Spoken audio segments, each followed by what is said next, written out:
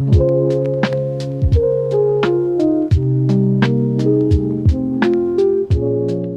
guys, just finished working in Starbucks. I'm gonna go down here and look at a couple rental properties for fun. I'm just gonna go cruise around and just see what you can get for $200,000 to $350,000, $400,000 in this area just for fun.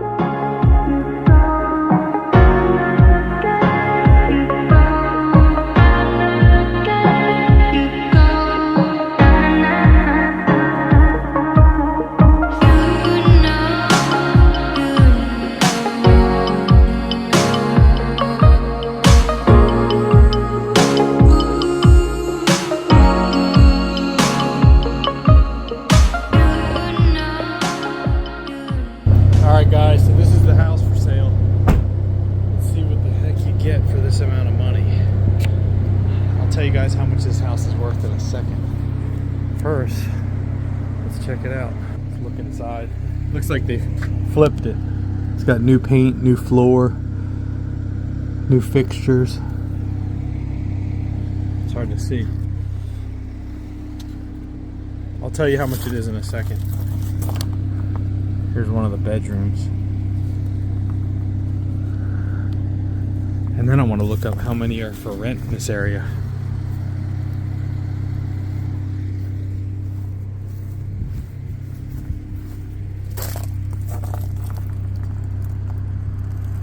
There's another bedroom and another one across. I think it's a 3-bedroom.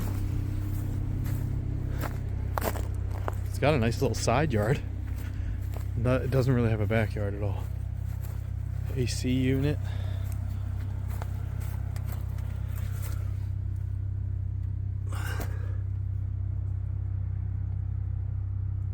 Let's try to see how old it is.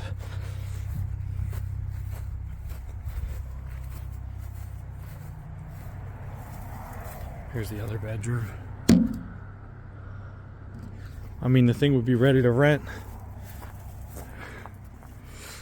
I don't know, it's weird. It's like the dividends are so passive, you know, like but something about real estate's fun. You know what I mean? Real estate is fun. Oh, it's got the barn doors. Look, they got the shiplap, like hardy board looking stuff on the walls.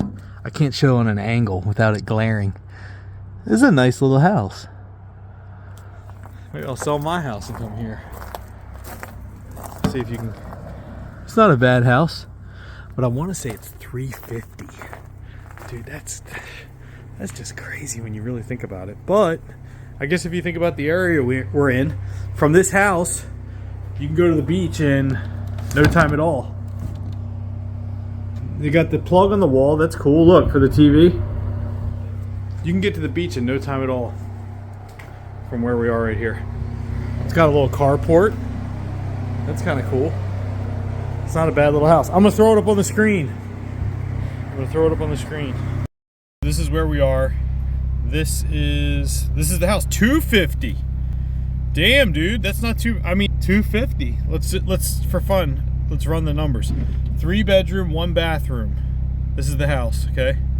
I don't know if I want to show this because then somebody might snatch it up. It's like I don't think I'm getting the house. All right, $250. Let's just say 1964. You do probably need flood insurance here though. All right, let's go to the map and click on flood. Where's it at? Oh, here it is, the top. Nope, look, it's not in a flood zone. You have to triple check, but on the property appraisal website, but I don't believe it is in a flood zone. But this is a quick way you can look on Redfin. I always look. Oh, flood factor 4 out of 10. So it could be actually in one of those AE zones. I'll show you how you can check real quick. You can check if you want. You can do this. So what you do is you go to your county's property appraisal website. All right. Then you go to property search. Then you go to street address. Put the street address in. Search it. Then select it. Now search it. All right. Let's see. You can see who owns it. And if you scroll down here, you should see if it's AE or X. FEMA flood information. Floodway, out, flood zone X. So it's not in a flood zone. AE is a flood zone, I remember. It's 1% chance of a flood in every 100 years or 10 years. I can't remember. All right, so it's not in the flood zone. All right, so then I like to go, this is this is the Beverly Hillbilly way of looking for a rental property. So then I like to go back and I like to go to Redfin. I like to go to filters. I like to go to for rent. And I stay in the same exact area, 3-bedroom, because you want apples for apples. All right, look how many we've got. We've got 1, 2, 3, 4, 5, 6, 7, 8, 9, 10. Let's see what they look like. Would you rather have this one or this one?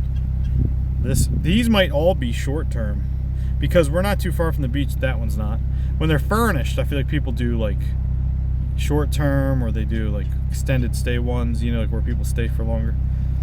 So maybe there's not a lot of long-term rental in this little area. This is just a quick little way that you could look.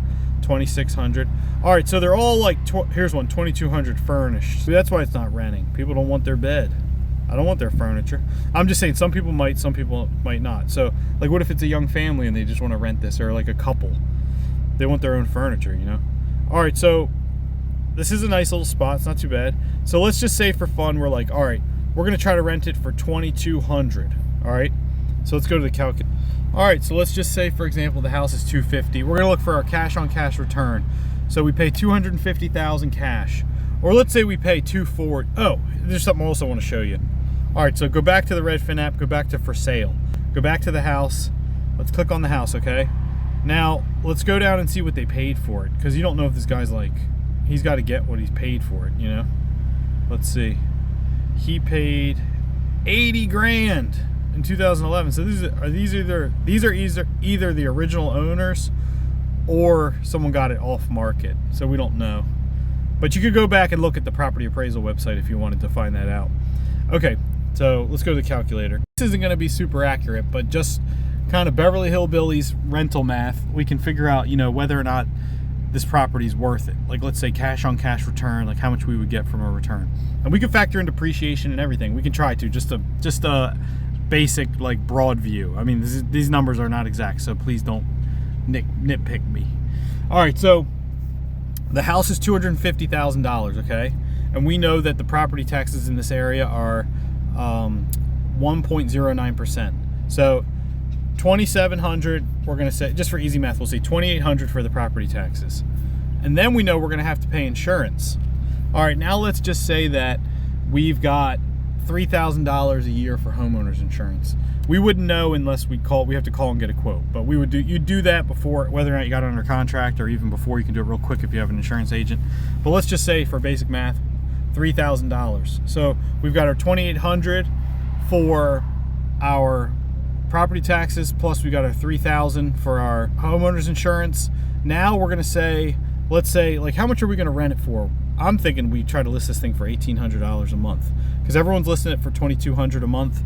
If you try to list it for $2,200 and those other ones are sitting, you can look and see how many days they're sitting. But let's just say, for example, they wait 2 months to get it rented, and you rent yours for $1,800. You're gonna have the same amount of money at the end of the year.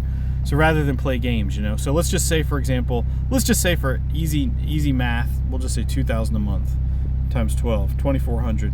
Now my property manager, he was 7% a year. So let's just say 7% times 7%, that's 1,600. So I like to round up to be conservative. So like, let's just say, for example, we've got our 2,800 property taxes, we've got our 3,000 homeowners insurance, plus we've got our 2,000 management. Now, if you want to be conservative, you could factor in a vacancy rate. So for example, a 5% vacancy rate. So this is for vacancies or any kind of issues you have where you can't get it rented. So that'd be our rent, 24,000. That's our rent for the year, times a 5% vacancy rate. So $1,200. So now we've got our 2,800 property tax, our 3,000 homeowners insurance, our 2,000 property management, and we'll just say, for easy math, 1,500 for vacancy. So now we're at $9,300. All right, so right now we're sitting at like $9,300, and you could factor in repairs, miscellaneous repairs. If you wanted, you could add another 700 just to make it easy math, but it's totally up to you. Everybody has different ways they do it. I'm just trying to get a rough idea. Now, what we're gonna do is we're gonna subtract this from our 24,000. So now we have $14,000. So $14,000, let's just see real quick. This is just base level. Divided by the $250,000 that we paid, times 100. That's a 5.6% return. So I'm like, ugh, I don't know. How many years do I got to be in SCHD with its 10% dividend growth rate to get to 5.6? But you got one more thing that you can factor in with the house. Well, two. You might be able to get it for less than $250. So let's just say you get it for $230. So then it's like $14,000 divided by $230. Now you only paid $230. Now you're looking at times 100, 6.08% return.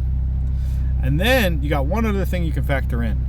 So you're allowed to depreciate a home. So for example, some people don't like to include this, but I like to include it just to see, like how much you're actually saving. So let's say this, you're allowed to depreciate the value of the home, not the land. So this $250,000 home, let's just say it's $150,000, the value of the home, not the land. Which I don't know if that's right or not. It's probably a percentage base. I'm not sure. It's been a while since I did real estate stuff. So let's just say, and you're allowed to depreciate this value divided by 27.5 years. So that means you could write off $5,454 a year from your taxes. Well, I'm in a 37% tax bracket. So I'm going to save 37% of this times 37%. So $2,018. So if I wanted to, I could say I'm making $14,000 a year from the rental income, plus I'm saving $2,000 on my taxes. So I could add that in to see the, what's it really worth to me. Now we're going to see divided by $250,000, the purchase price of the house, times 100, 6.4% return. So not too shabby. You forget, you got a lot of things you can write off with real estate. So maybe you're writing off, I don't know, paper towels at the office for your real estate business, or maybe you're writing off landscaping stuff you do here. I didn't factor. Oh, dude, I left out all kinds of stuff. But you got your maintenance man. But it's up to you. You can pass that on to them, or you can. Some people do different things. Like some people don't include this door, and they say it's $50 additional rent to have this as a storage unit. Like people do weird things, But you tell them like maintenance is included. But you got to be careful. You don't know what the market's like. You might not. The guy next door might be like, everything's included, and it's furnished. Move right in, $2,200.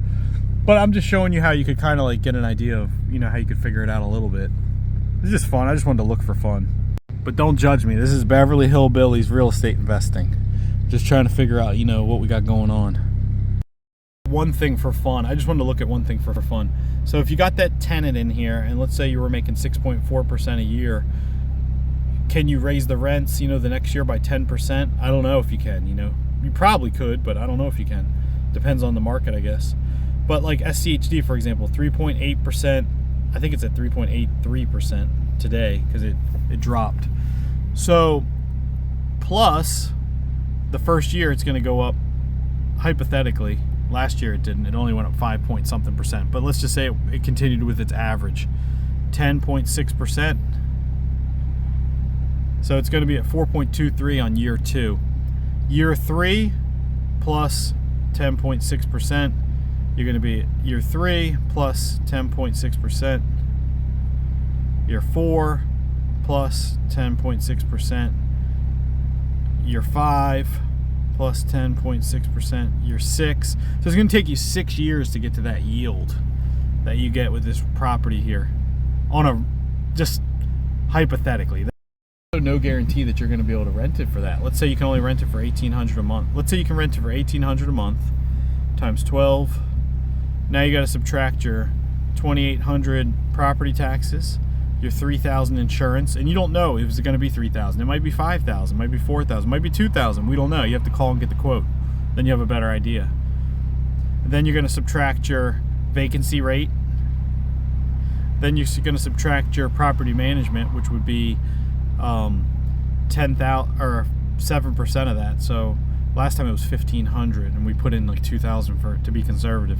So let's just say we'll just say $1,200, and then you're going to subtract what else?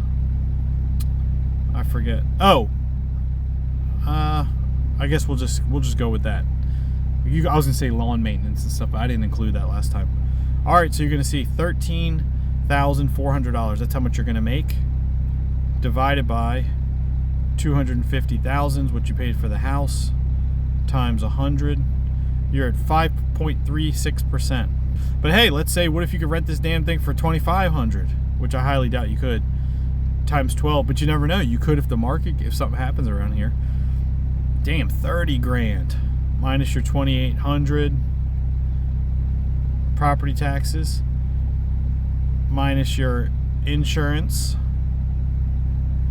minus your management, which would now be 2,100, minus your vacancy, which would be 5% of the rent, I guess.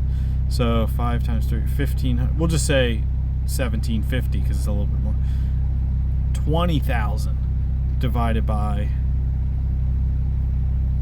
250 grand you pay for the house. Damn, now you're looking at 8%. And I didn't even factor in the depreciation yet. Damn. That's just a hypothetical. I'm like, oh, now we gotta start looking at real estate.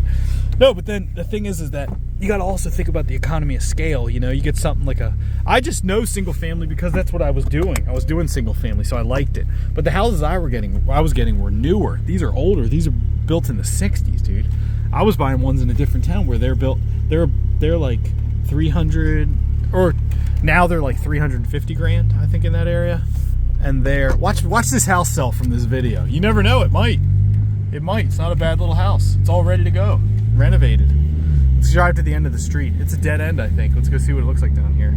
But that's actually the cheapest house around here that I found, actually, right now. Let's drive down here. I think there's no HOA here, but there is an association in one of these streets around here because there's water access. Oh, damn, dude, look at this hump. This is gonna kill me.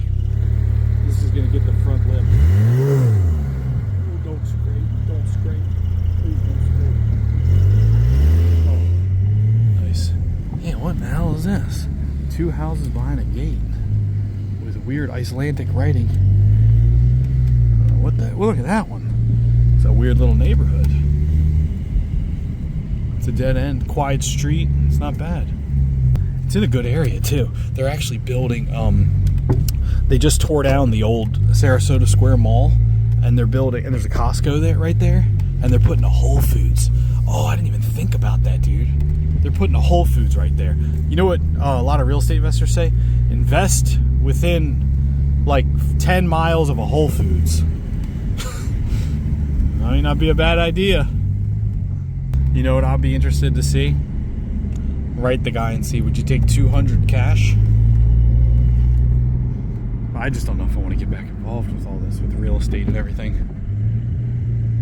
And it's really probably a pig with lipstick on it.